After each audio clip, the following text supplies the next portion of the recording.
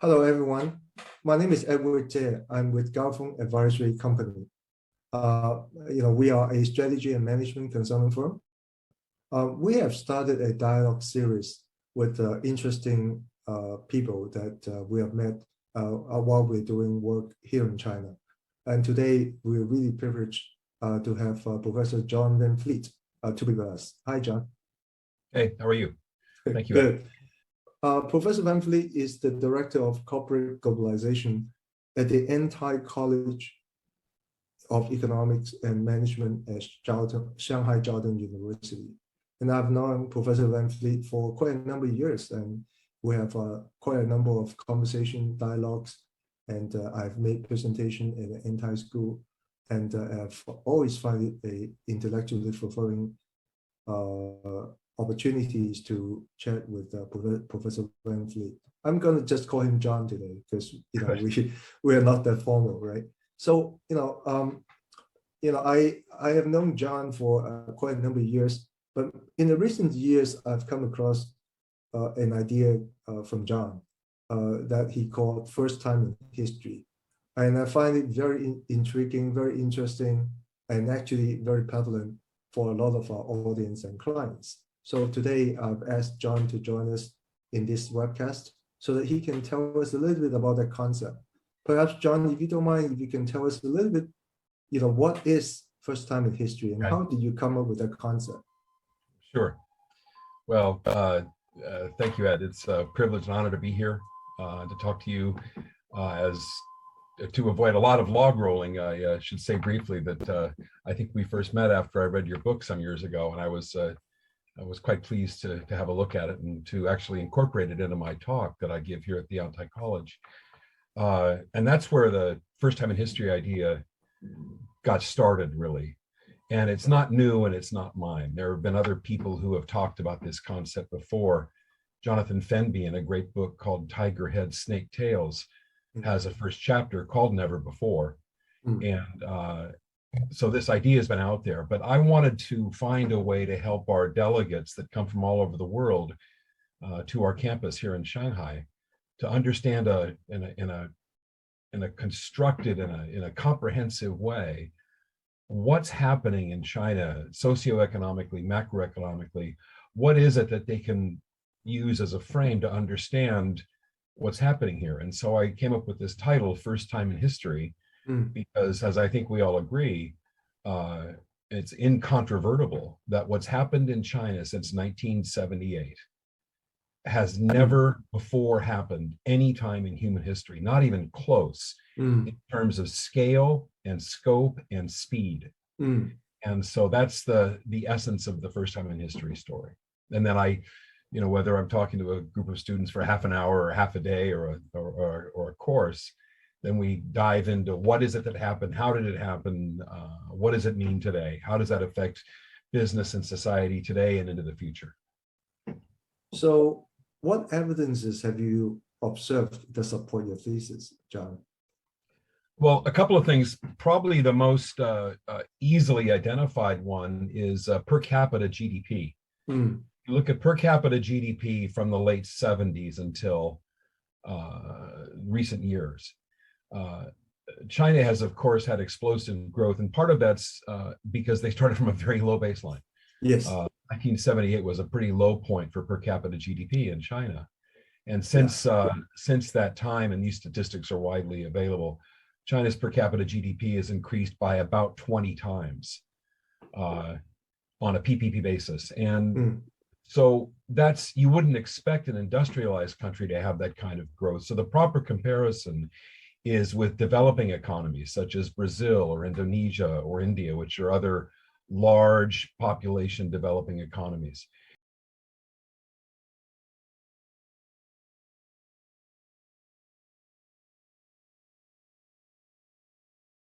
And China's growth over those 40 years has been about double what Brazil and Indonesia have, and about 4 times what India's growth has been. That's a pretty dramatic number. Yeah. But you can look at other metrics such as literacy rate, life expectancy, percentage of people living in poverty, Some other demographic metrics indicate that what's happened here in China for the past, since 1978, which is the watershed Yeah. is pretty darned impressive. And as again, it's a first time in history phenomenon. We've never seen this kind of development this fast, this large. And could I also say that you've been working in China for how many years now, John? I've been living here for a bit more than 20. Yeah. I first started doing business in China in the mid 90s. So you have seen this in person. This is not you reading some reports done by someone else. This is your personal experience, isn't it? I have been here a while, and I've been working at the school for most of the 20 years at Shanghai Jiao Tong University. Yeah. And I've been fortunate enough to visit more than half of China's provinces. I've been around a bit, but I think for me, most importantly, is the gotten to know from a lot of different walks of life, Sure. and whether they're older or younger, and to really understand China's macroeconomic transformation through the lives of Chinese people. That's where I think the story is most powerfully visible. Yeah, that's really wonderful because we have of course come across many types of people over the years, and lots of people were talking about China. But I say some people talk about China from a long distance, right? They were looking at China with a set of binoculars. Yet there are people like you who've been, looking at China, witnessing China in person, in the country, through interactions with many walks of life. I think that makes a big difference. Would you agree, John? Well, I'm kind of biased on that point, but I do kind of like to think so. I feel like I've been very fortunate to be here. I tell my friends in other parts of the world or even here that I feel like being here for 20 years, I've had a front row seat for the 21st century. It's a remarkable opportunity to be here, but I do think I do think I gained some incremental perspective by having been on the ground and being around China and knowing people here and doing business here, and that does help, I think. So why did it happen? Why did first time in history? Why did this phenomenon happen actually? So I think, and again, I can't claim any originality to this. I do think I've done some work to pull these threads together, but in 1978, China was just coming off the Cultural Revolution. Mao Zedong had died 2 years before. It was an abjectly poor place with a shattered economy in many ways. So part of the reason that China's growth has been so spectacular is because the baseline was very low. Yeah. But in 1978, China already had some promising demographics, and those promising demographics were in the shape of the population curve. China had its own baby boom that started in the early 60s.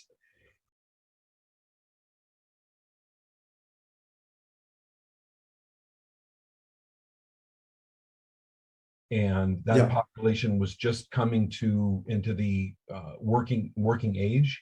Yeah. And so there was a demographic bubble that was to China's benefit for the 80s and the 90s and into the 2000s, which was a major contributor to the manufacturing for export, which was the primary driver of China's growth until the great financial crisis, 2008. Yeah. Literacy was uncommonly high for developing economies, particularly for women. Chinese women had a much higher literacy rate, much higher rate of education by the late 70s. So there was a promising level of education that empowered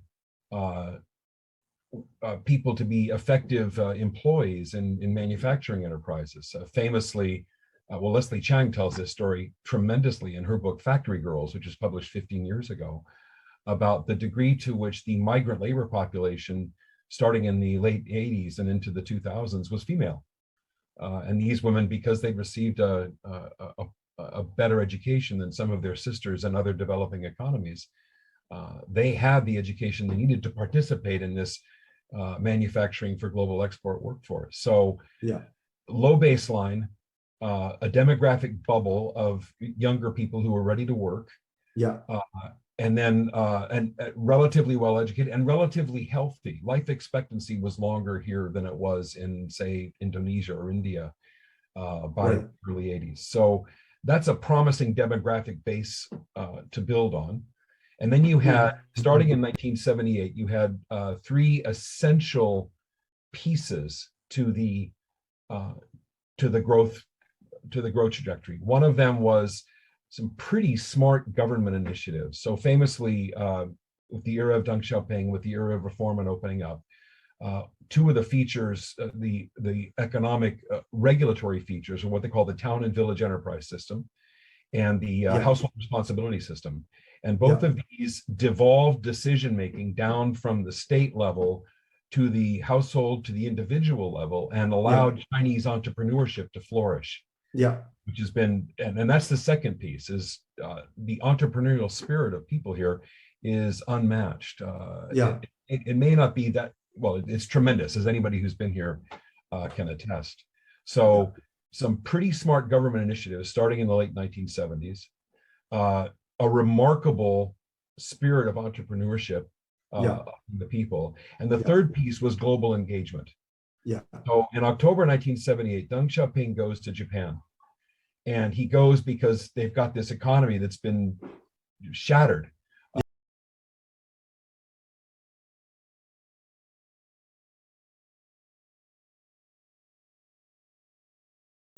Most recently by the Culture Revolution. Yeah. And he goes to Japan and he tells Japanese business leaders and government leaders. He met Prime Minister Fukuda. Yeah. He famously met Matsushita, the head of Matsushita National. And he told them, look, we've got some really great stuff here. We've got a lot of people and they're relatively well educated. Right. And they're ready to work. And we've got a lot of land. Yeah. And we've got some resources. What we don't have is money and we don't have technology. So why don't you come on over and help us? And we can do great things together. Yeah. And the Japanese enterprises increasingly said yes. And then did other economies from around the world, notably Taiwan. And of course, the Taiwanese came here in large numbers in the 80s because common language. Yes. So some smart government initiatives, a lot of which was just getting out of the way. Yeah. Another one is great entrepreneurial spirit of the Chinese people, the sine qua non for China's development. Yeah. And the third one is re-engagement with the world, which brought in an enormous amount, not just of FDI, which is just a financial number, but more importantly, technology transfer and people learning how to engage in a global economy. Matsushita took 250 Chinese engineers to their facility outside of Osaka in the early 80s after Deng's visit. Right. And times that by 1 million is the amount of engagement she had of Chinese young, eager people with global technology and global practice. Yeah, John, this is fantastic. It reminded me of also the early days in the early 90s when I returned to China, to Shanghai, and practiced strategy and management consulting. As you know, I was with Bob Cheng, who was the pioneer in the consulting in China. And Bob was leading the Boston Consulting Group initiative in China. And so I joined him and we worked together. And that was a good time, really good time, because that was around the time, as you mentioned, when Deng Xiaoping came back from Japan, and he came to Shanghai and Shenzhen to make the visit to remind people that reform and opening was critical. And so a lot of multinationals companies came to China and they tried to explore the China market. And so Boston Consulting Group, being a global consulting firm, we got a lot of projects from various multinational companies to help them to understand China. But frankly, the more interesting part, at least for myself, was at that time already, the Chinese entrepreneurs, Chinese companies in general, they're very, very interested in trying to find out how they can improve and to become, in a way, more competitive. Even though at that time, as you know, many of the companies, from today's standards, they were very rudimentary, they were nascent in their development at that time. But the curiosity and the interest to learn was certainly very, very significant, very evident. and they came to us, they view us as a conduit into the external world, even though we're physically in Shanghai, but they saw us as a conduit into the rest of the world from the standpoint of understanding business management and that kind of stuff. Of course, 30 years later, many of them has become very, very successful, world class, and so on. But I still remember those days, and thanks for reminding me of that, because that was really a great time, because we actually saw the burst of that, entrepreneurial energy, as you mentioned, firsthand, actually, right? But it's still happening. It's just happening in different ways now. Yes. And of course, because GDP per capita is now 20x what it was 40 years ago. Yeah. We're never going to see the percentage year-on-year growth that we saw in the 90s. And there's no need to, because nowadays there's no need to. Yeah. A 2%, a 5% growth in GDP on a monetary basis is the equivalent of 20% some years ago, because the economy is so much bigger. Yeah, we did some calculations, of course.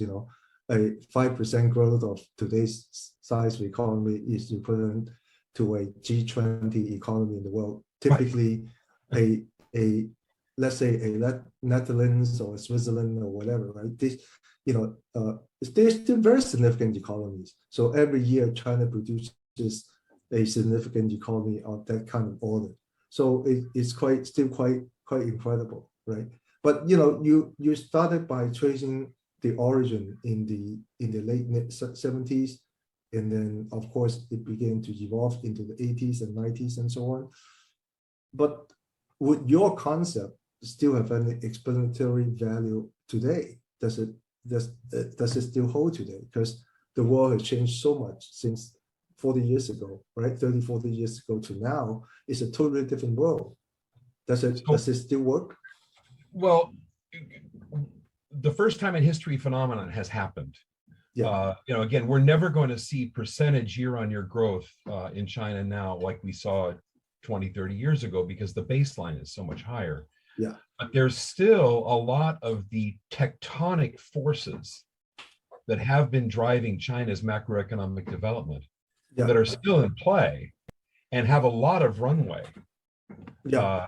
So I like to look at this from the perspective of three different macroeconomic drivers. And one of them is demographics, and one of them is infrastructure, and one of them is technology. Yeah. And of course, technology is something you know extremely well. I've learned from you, in part because of your book, China's Disruptors. But when you look at these three pieces, you look at, where are the Chinese people demographically now? Yeah. Well, everybody knows that there's been the graying economy. There's no longer so many young people. Part of that's the pernicious effect of the one-child policy, but in reality, that probably wasn't that much of a driver anyway, because populations, as they get wealthier, women get more educated, tend to have less children. Yeah. But the point is that there's still hundreds of millions of Chinese people who are just coming into what you might call a global consumer disposable income lifestyle. The Gini coefficient here, the gap between rich and poor, is substantial and great concern, which is one of the reasons the government's launched the Common Prosperity campaign, meme. But if you look at rural versus urban disposable income, it is true that urban is growing faster than rural, but rural is growing at a pace that really is an embarrassment for the G7, for an example.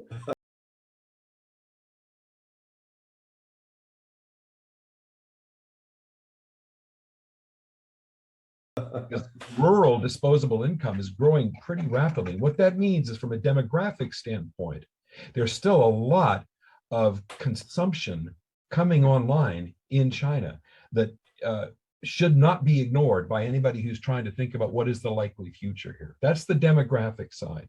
Yeah. The infrastructure side is most obviously the build out of the high-speed rail system. There's a lot of economists, Michael Pettis famously, who have claimed that the infrastructure build achieved its maximum efficiency maybe 10 years ago, and a lot of infrastructure is wasteful now. Fair enough. That's an important and interesting macroeconomic discussion. But regardless of that, there is an enormous amount of infrastructure that fosters economic growth in China that did not exist 20 years ago.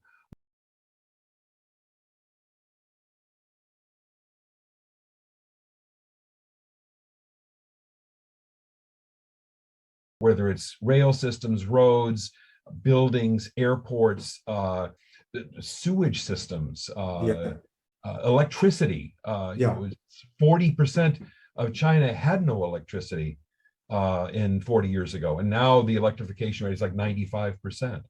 Sure. All of these infrastructure features lend themselves to more economic growth now and into the future. And finally, technology. Yes. When it comes to technology, as I mentioned, there's three drivers. One of them is demographics, people. One of them is infrastructure, and one of them is technology. And to understand the innovation environment here in technology that's been a major driver of China's macroeconomic rise and continues to do that and will for many years to come. One of the foundations of my understanding has been your book, Ed, which I'm happy to have in my hand here, The Disruptors. It's a tremendous book, and it's now 6 years old, right?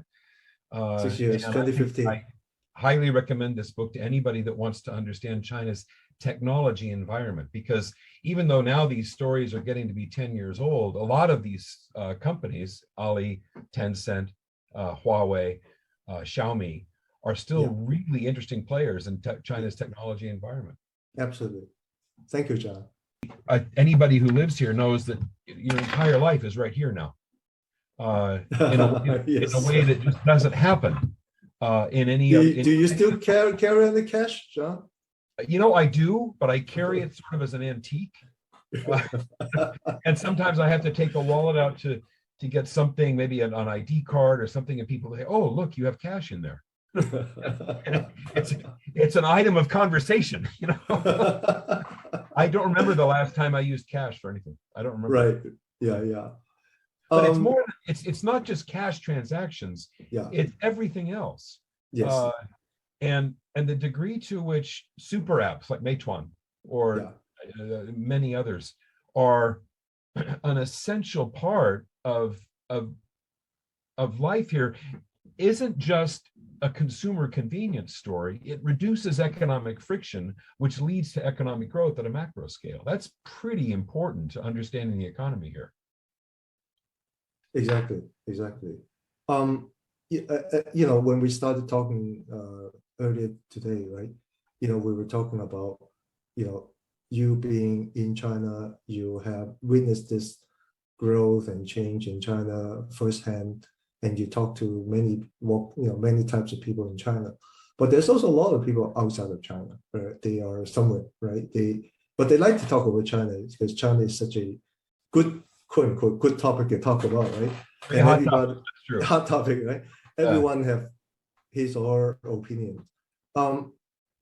Being somebody, been in China for 20 years or more than 20 years, as an American, but also very close to China, understanding what's been going on. What do you think the people who are not in China are missing about China? Well, Ed, I'm glad you asked that, because this is a topic that's near and dear to my heart. My good friend and colleague at the Yantai College is Professor Li Nan. And Professor Li is a finance faculty at our business school. She did her PhD at the University of Chicago. Okay. And she's taught globally. She was at National University of Singapore for many years. Professor Li and I have just had an essay published in Nikkei Asia that speaks exactly to this point.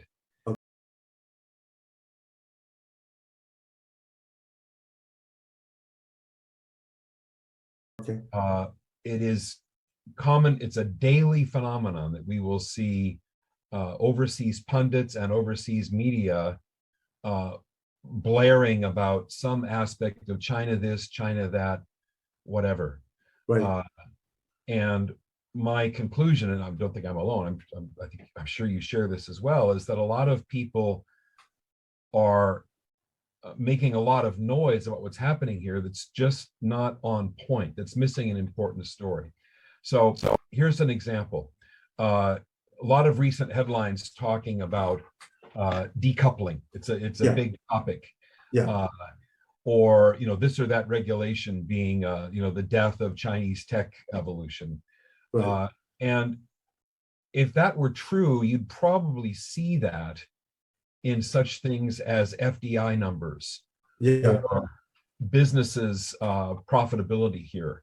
But Yeah. if you look at those numbers, and this is what Professor Lee's in my article is about, you will see that FDI in China has actually not only been growing at a fairly decent clip, but FDI in China really took off during the COVID time. And China is now the #1 global recipient of FDI, foreign direct investment. And that's because people who have money, who have skin in the game, they know that there's high value business opportunity to be captured here. And so they're investing accordingly. They're voting with their pocketbook as opposed to just a headline. Another example is every year, the American Chamber of Commerce in Shanghai and Beijing and Guangzhou and European Chamber of China, they survey their members who are business leaders based in China. Yeah.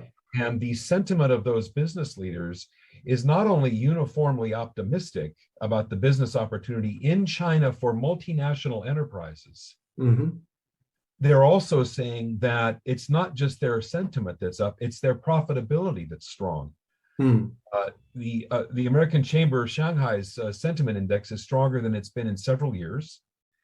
European Chamber members report that their profitability is not just stable and strong, but outstripping that of other markets where these companies have their businesses. So there's a lot of real data that argues against the idea of some rumored pernicious economic downturn. The decoupling is actually what a lot of economists would say, that's the wrong word. It should be recoupling. There's a lot of real stuff that's happening on the ground here that puts the lie to a lot of the headlines we see in some of the major media of the world. And of course, the politicians in other parts of the world, well, they have their domestic audience to play to, and so they have to say what they have to say. But the reality in China is much different. And it's much stronger and more promising than we're commonly led to believe, in at least in the Anglophone world. Yes.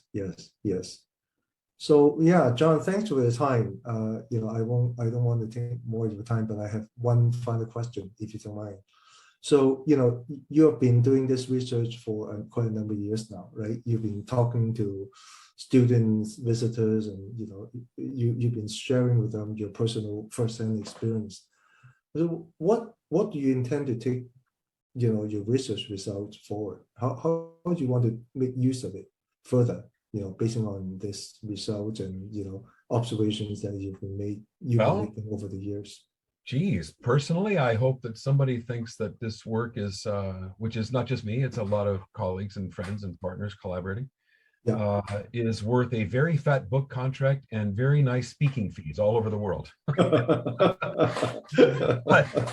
But beyond any personal potential gain, I really hope that my friends in the United States, for example, or my friends in Europe, or my friends in Japan, where I lived for many years. I lived in Japan for a decade before I came to China, are able to look at this kind of work and get a different perspective on China than what is commonly and loudly proclaimed in headlines or by foreign government leaders.